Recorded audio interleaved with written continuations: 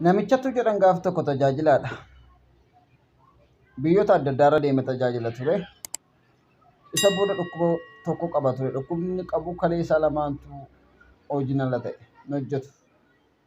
Isa booda biyya alaaf biyya keessa deemee tajaajila. Uummata biratti fudhatama guddaa qaba ture. Uummata tajaajilu kana walitti qabee gaaf tokko uummata nana na jaallattu jennaan hundumti isaanii eeyyeessi jaalladhan. Na jaallattu eeyyeessi jaalladhan. Na jaallattu eeyyeessi jaalladhan. Ata gona jaallattu yoo ta'e mee nama kalee tokko naaf laatu barbaada. Kalee tokkoon jiraachuu hin danda'ama waan ta'eef ani kalee lama dhabee du'urra kalee tokkoon jiraanna nama kalee tokko naaf laatu jennaan. Hundumtuu siif laanadhaan harka ol kaasanii siif laanadhaan.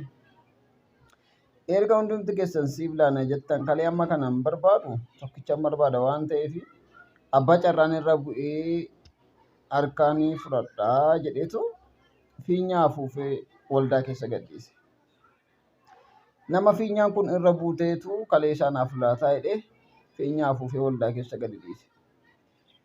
Isa booda fiinyaa inuma naannofti hundumtuu fiinyaa kana achi ol ilaala. Gaafa fiinyaa irra buudhattu hundumtuu godhee ofirra dabarsa. Afuufee ofirra dabarsa. Afuufee ofirra dabarsa. Utuma jettu fiinyaan dhattee maskootii irra buute.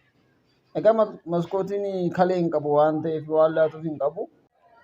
Kana ka jaalallee nama. Kana.